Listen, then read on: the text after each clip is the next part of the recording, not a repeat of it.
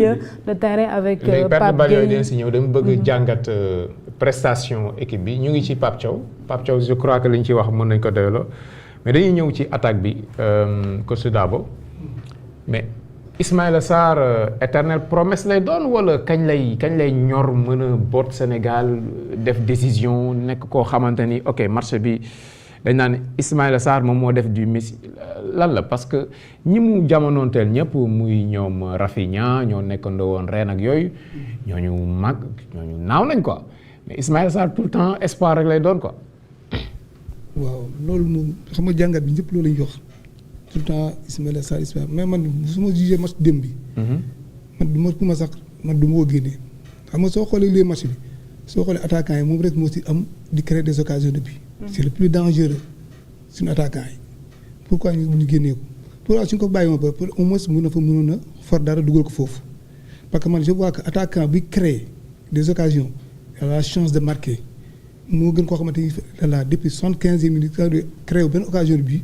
nga bàyyi ko foofu. génne koo xam ne est-ce que tamit duñu éviter perte mais c'est-à-dire que li nga wax noonu peut-être il a raté occasion boo xamante ne vraiment man bi sax su ma nekk du ko dugal ci match bi troisième mi-temps xam na. waaw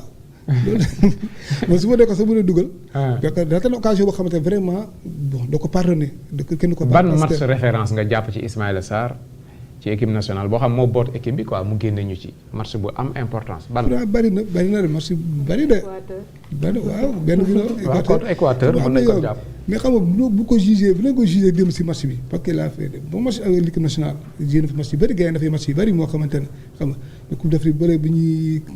kon fële Côte d'Ivoire boobu bi Côte d'Ivoire di éliminé mais boobu def na coupe d'Afrique bu baax la def boobu. ok dugal nañ benn but ak Ibrahima Mbaye. léegi boo dee analyser match attaquant sénégalais.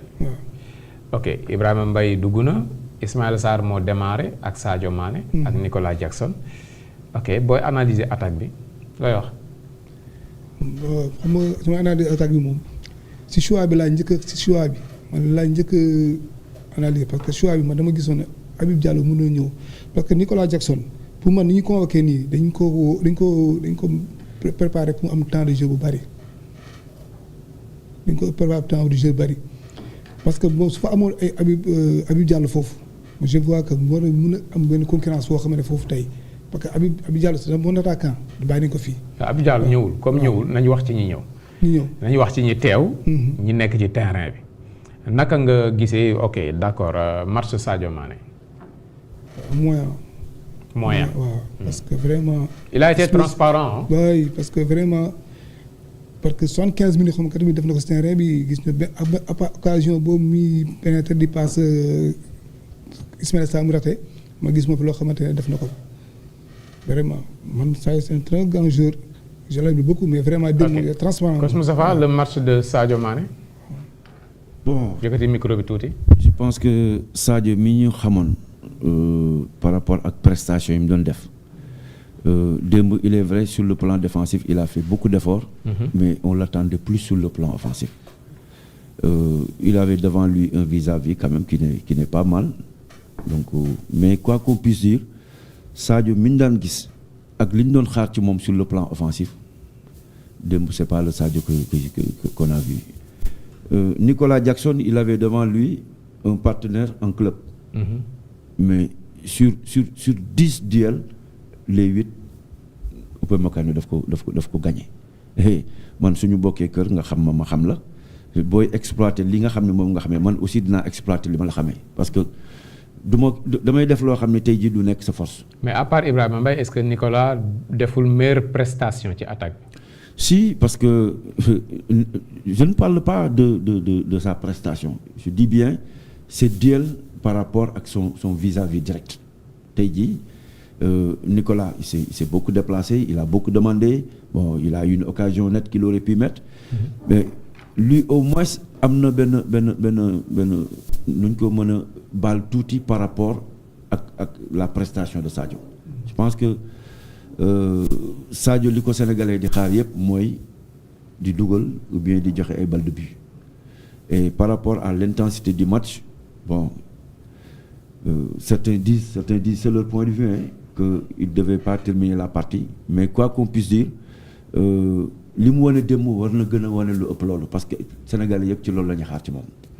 mais tey est-ce que mën nañ jàpp ne ak entame bi yaa ngi koy wax sànq intensité bi ak pressing haut bi agressivité bi nga xam ne moom la équipe Sénégal bi indi est-ce que tey défense sénégalaise bi sur le plan individuel wala collectivement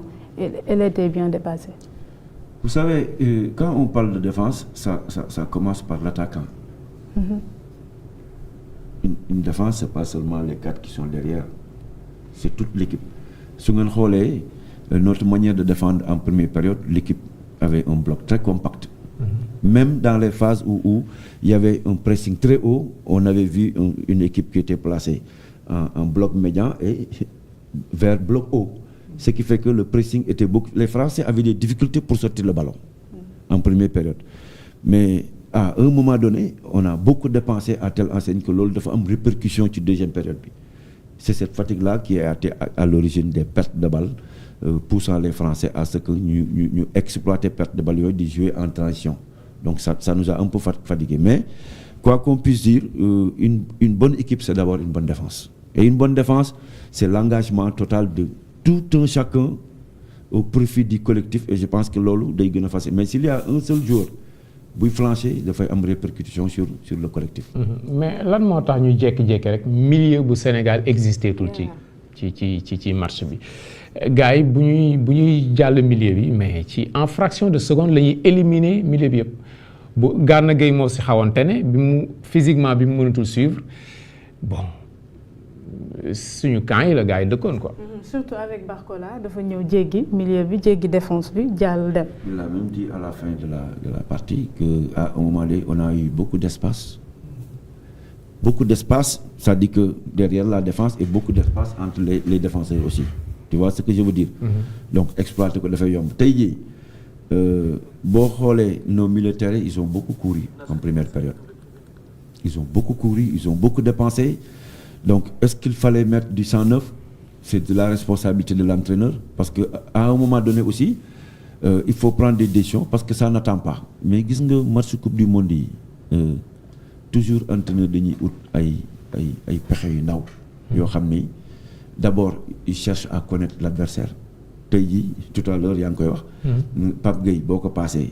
une touche 2 touches 3 touches waaw Pape Gueye moom et puis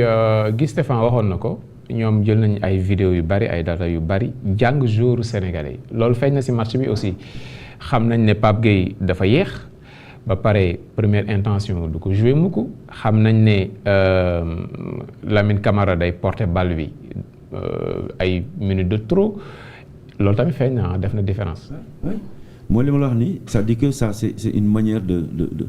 d'abord connaître l'adversaire parce que ki ngay jànkoonteel bu fekkee xam nga ay force am xam nga ay faiblesse et c'est ça l'importance aussi de la supervision adversaire yi da ngay xam li ñu mën a am regardez hier le deuxième but norvégien tous les Irakiens dañ doon porter seen attention sur Alan seen défenseur bi dem mbëkk mu dugg loolu clé la parce que bu fekkoon Alan rek mooy mbëkk du dugal mais kon ñeneen ñi jarul ñu leen di marquer. Donc ce qui veut dire que il faut au moins nga am ay pexe parce que bu ñu naan jinaax dafa bari pax looloo tax boo ko séentoo fii mu génn fale aujourd'hui au niveau du milieu de terrain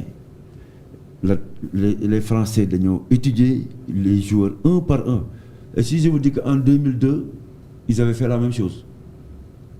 chaque joueur dañuy xool ni ngay contrôler boo yore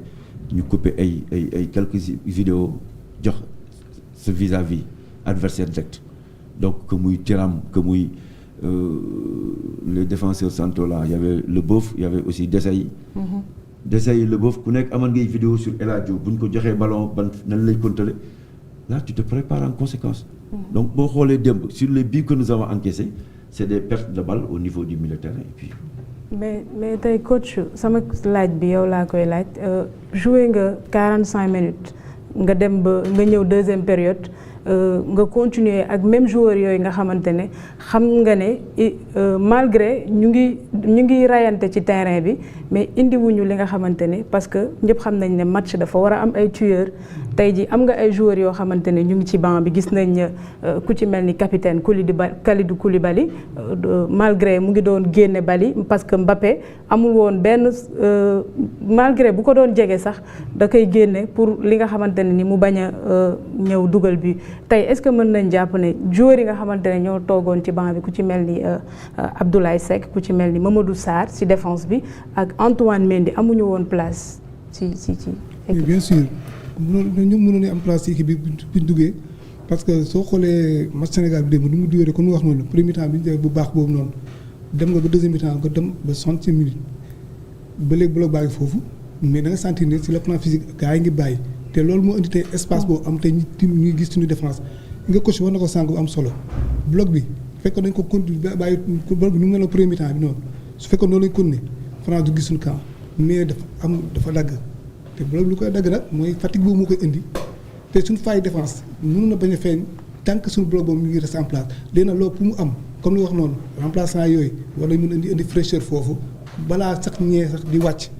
balaa ñuy wàcc physiquement wala nga mën def changement parce que coupe du monde la c'est le haut niveau foofu doo xaar parce que ku ñëw rek pare nga pour jouer kon donc mën nga dawal sax mi-temps sax pour